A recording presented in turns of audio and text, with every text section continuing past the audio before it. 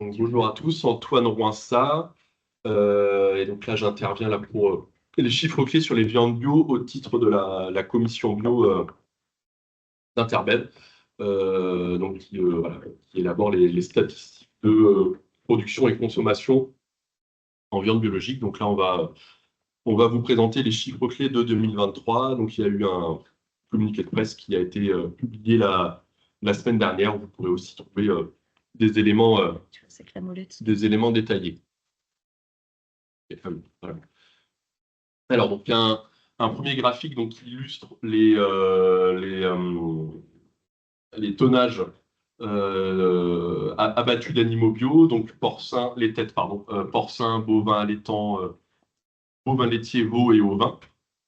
Donc, ça démarre 2005, ça va jusqu'à 2023. Et donc, du coup, on constate pour voilà, la première fois depuis que la bio se développe en France, donc une baisse des abattages, donc en lien avec une baisse de la consommation très marquée sur les viandes bio en porcin notamment, et moins d'animaux concernant les vaches qui sont valorisées dans les filières biologiques. Voilà, donc on a eu un pic sur 2021, et ensuite on a eu une baisse sur 2 ans d'affilée. Donc, vous voyez, là, sur 2023, on est grosso modo au niveau de 2019. En termes d'utilisation des viandes biologiques, donc là, on est en tonnes. En bleu, on a la GMS. En orange, on a la boucherie. Les magasins spécialisés en gris. La restauration hors domicile, jaune, vente directe. Et ensuite, en vert, export, stock, déclassement et réaffectation. Donc, en gros, c'est des volumes de viande qui ne trouvent pas preneur sur le marché français. Et donc, du coup, on voit qu'à partir de 2021, on a un déséquilibre offre-demande, en fait, qui amène voilà, les filières à déclasser de la marchandise. Et donc, dans la partie verte, une grosse partie, ce sont des porcs bio, donc soit en carcasse ou en pièces, en fait, qui sont déclassés, faute de débouchés en France. Un petit peu aussi d'exportation en Allemagne sur 2022, mais 2023, il n'y en avait plus du tout. Et quelques aussi voilà, bovins qui sont abattus en bio, mais réaffectés en conventionnel. Voilà, donc on est aussi sur une baisse marquée de l'utilisation des viandes biologiques. Donc là, c'est grosso modo le même graphique, mais genre enlevé le vert. Donc là, c'est vraiment les débouchés des viandes bio. Et donc, en gros, on a enchaîné voilà, 2 années à moins 17%. Donc, en combiné, ça fait quasiment 40% de baisse hein, sur 2 ans. Et donc, du coup, on a un marqué sur 2023. Donc, voilà, si on trace un qui se situe entre 2017 et 2018. Donc, effectivement, un recul extrêmement marqué pour les viandes biologiques, donc dans un contexte de baisse globale de la consommation bio. Mais les viandes sont particulièrement impactées en agriculture biologique. Voilà, donc il y a un autre point, donc ça c'est les débouchés, donc c'est en pourcentage, donc c'est les débouchés relatifs. Donc en bleu foncé, on a la GMS, donc on voit que sur les années 2018, 2019, 2020, ça avait pas mal augmenté voilà, en GMS, hein, donc, du coup, qui était très loin devant en termes de circuit de distribution pour les viandes biologiques. Et donc, du coup, la baisse de consommation plus importante observée en GMS fait que le poids relatif des ventes en GMS a très largement baissé sur les 2 dernières années. Voilà, donc, au profit notamment de la vente directe, donc la restauration hors domicile, hein, même si on n'est pas encore aux 20% de produits bio en restauration hors domicile. C'est un marché qui est resté dynamique pendant la période de crise. Bon, vous voyez, c'est la partie jaune, donc on partait de très loin. Et donc la vente directe aussi qui s'est développée. Voilà, donc si on regarde, c'est la même chose, mais avec du chiffrage. Donc en 2018, la GMS, ça représentait 56% des ventes de viande biologique. Donc sur 2023, on est à c'est encore majoritaire, hein, évidemment, on est à 44%, mais c'est quand même une très forte baisse de leur représentativité dans la consommation de viande biologique. On voit par exemple la vente directe et la restauration à domicile, voilà, ont pas mal augmenté dans leur part relative. C'est vrai que sur les 2 dernières années, il y a aussi pas mal de producteurs qui ont augmenté leur part de vente directe. On l'a pas mal vu en porc aussi, ça s'est fait en bovin, pour compenser un marché qui pouvait être compliqué.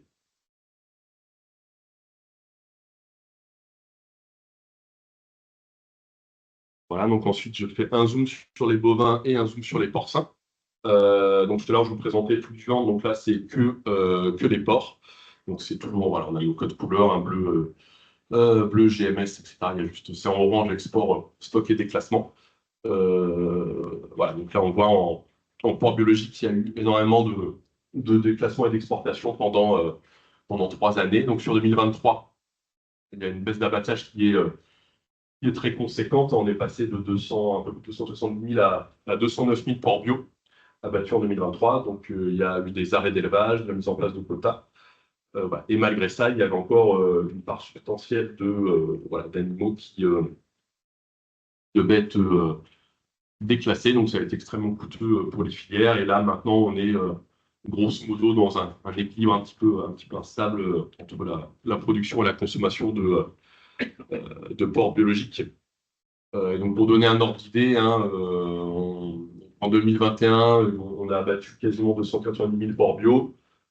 Et là, sur le début de l'année, bon, c'est une estimation à la louche, je ne sais pas à 10 000 près, mais grosso modo, le marché porc bio, c'est autour de 130 à 150 000 porcs bio. Donc voilà, marché à peine divisé par deux, parce que quand il y avait eu la hausse des abattages importante, il y a eu des classements, mais en tout cas, un très très gros recul, et donc avec une réorganisation importante des acteurs et des filières. Donc concernant les bovins, donc en gris c'est le cheptel bovin bio cumulé de l'agence bio, donc vache laitière plus vache allaitante. Donc ça fait voilà, grosso modo notre potentiel de production pour la viande bovine biologique. Donc premier point, on voit que pareil pour la première fois le cheptel, donc le nombre de vaches déclarées par an conduites en bio a baissé donc sur 2023. Voilà, donc c'est pas énorme, hein, on voit c'est moins 1,2%, mais c'est quand même voilà, un signal très fort. On est plus dans une phase de stabilisation, là on est sur une phase de baisse du cheptel bovin bio. Donc enfin, il n'y a pas que l'agriculture bio qui l'explique, hein, il y a voilà, la dynamique globale de baisse de l'élevage. Mais en tout cas, les filières bio sont aussi prises dans ce contexte-là. Et donc les bovins bio à destination, enfin les bovins abattus à destination du marché bio. Donc là, c'est les graphiques. Donc en orange, les bovins viande et en bleu, bovins laitiers. Donc pareil, ont connu une baisse significative. Et donc là, ça s'explique en particulier par de la vente d'animaux conventionnels, où il peut y avoir des prix parfois plus attractifs dans un contexte global de manque d'animaux pour alimenter les outils industriels en viande bovine biologique. Hein. Donc il y a eu des hausses de prix conséquentes en conventionnel, en bio aussi, mais ça n'a pas toujours été possible ou évident pour les opérateurs de mettre un écart suffisamment important avec le bio pour que ça reste attractif en termes de débouchés.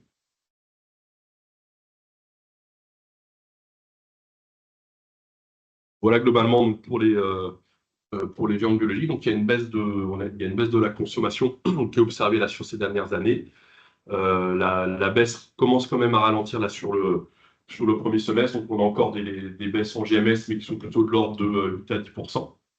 Donc voilà, ça ralentit un petit peu. Et en magasin spé, on est désormais stabilisé. Donc on n'est pas tout en bas, mais en tout cas, la baisse est beaucoup, beaucoup moins marquée ces dernières années. Donc ce qui est globalement voilà, plutôt positif. Hein. Donc là, un des gros enjeux, ça va être de réussir aussi à maintenir des producteurs en bio. Parce que voilà, là, on a aussi les vaches laitières qui sont comptées dans la viande. Voilà, le prix du lait bio n'est pas toujours à un prix suffisamment attractif aussi voilà, pour maintenir la production. Donc ça va être vraiment là, les enjeux dans les mois et années qui viennent, voilà, que les filières puissent conserver les éleveurs bio existants, notamment en remettant du prix, en ayant de la visibilité sur les débouchés dans le temps.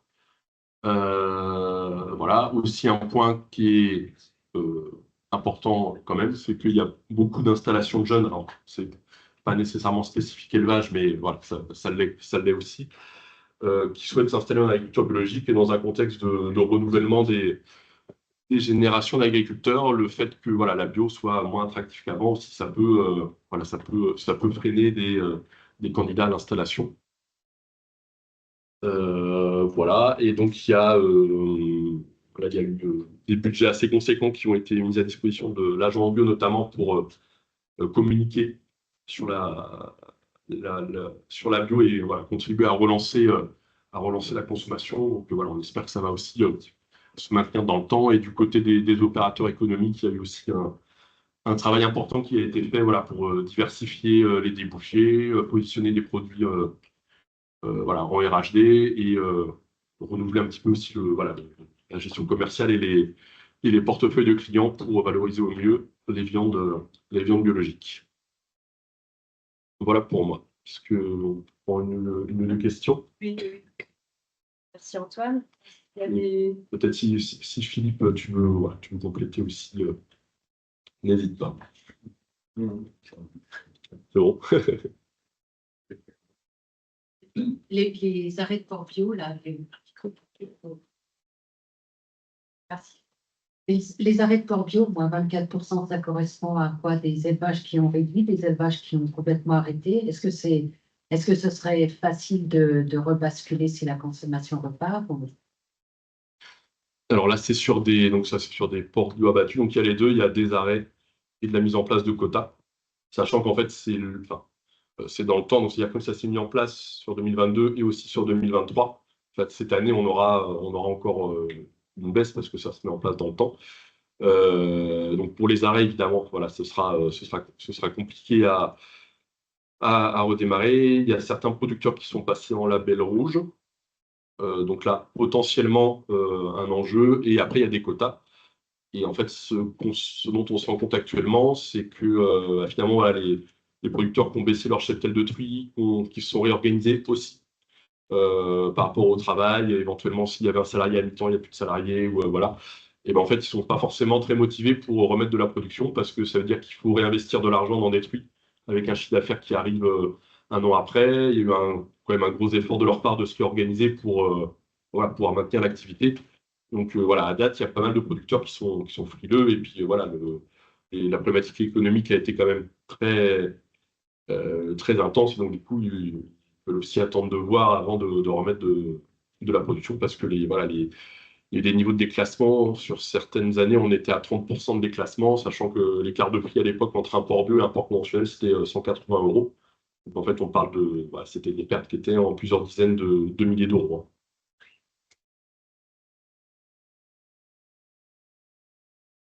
Et du coup, le côté positif, c'est quoi? Ça permet aussi, là, c'est un peu plus compliqué de s'approvisionner en port bio.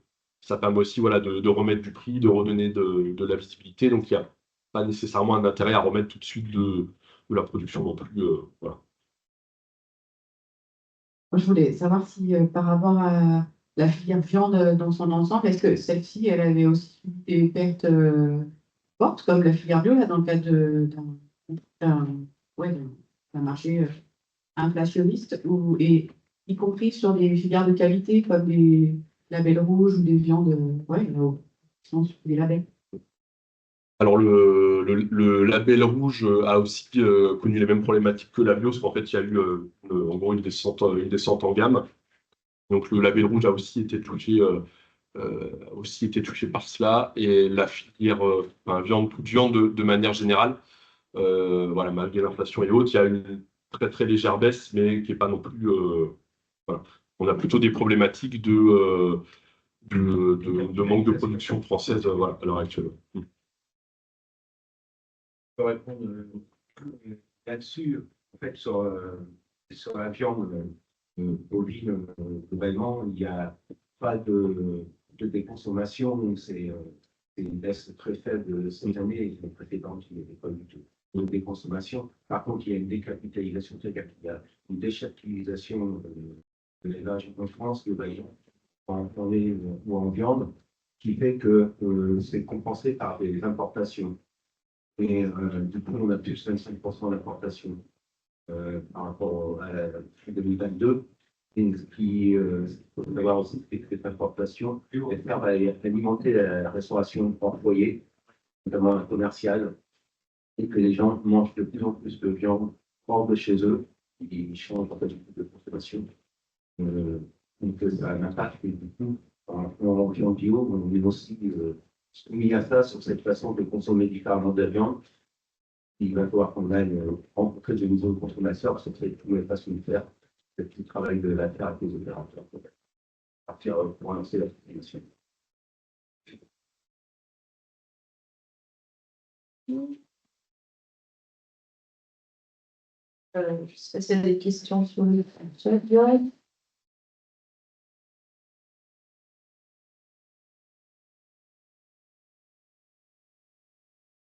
Et puis, s'il n'y a pas d'autres questions. J'avais une question, Aurélie, est-ce que c'est possible ou pas? Vas-y. Ouais, sur la dernière intervention, j'ai entendu 25% d'importation. Est-ce que c'est vrai en bovin comme en porcin? Et est-ce que le déclassement que Antoine vient de présenter concernant la viande bio, et parce que Antoine indiquait déclassement, virgule, export. Donc, est-ce que ça veut dire qu'il y a d'un côté de l'import pour du label ou de la viande conventionnelle et de l'autre côté de l'export pour de la viande bio? Est-ce que la viande bio qui est déclassée ne peut pas compenser le manque de viande conventionnelle? Merci.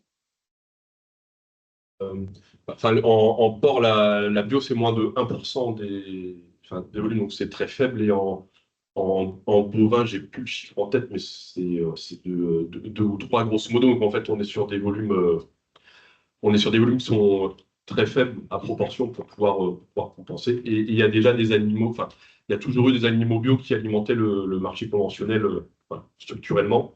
Là, la proportion est désormais plus importante, mais voilà, au vu du cheptel bio par rapport au cheptel conventionnel, ça ne doit pas pouvoir compenser la baisse. Je me présente Philippe Sallier, donc, je suis le président de la commission des viandes bio d'Intervest. En fait, sur les 25% d'importation, ça concerne la viande bovine.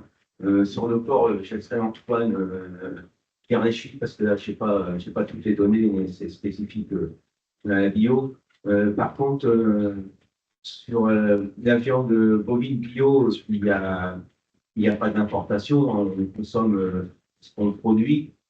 Et il y a surtout une partie des éleveurs bio qui envoient en conventionnel une partie de leur production parce que le marché n'est pas là. Et ça a toujours été, mais ça s'est accentué sur ces dernières années, vu le renversement du marché de la viande bio en bovin. Donc aujourd'hui, Antoine l'a dit, il y a ce qu'on appelle des classements, il y a de la vente directe en conventionnel, il y a de la vente en bio, mais qui est réaffectée en conventionnel parce que les opérateurs n'ont pas le marché en face. Et donc, malgré ce déclassement de la viande bio, il y a en plus de l'importation qui est nécessaire pour satisfaire à la consommation française en bovin au moins. Oui. Oui.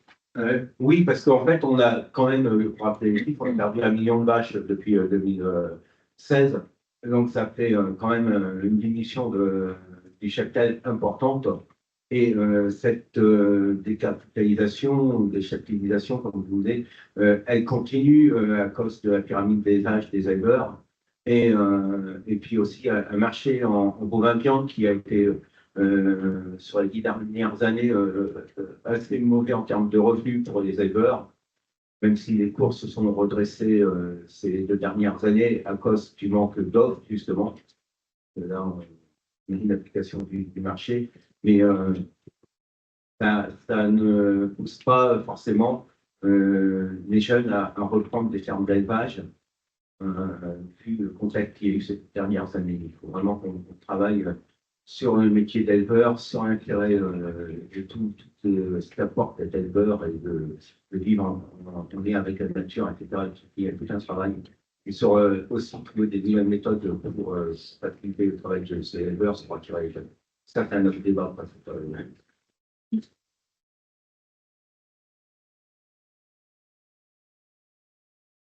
Bien, merci beaucoup Antoine et merci pour vos questions et vos échanges.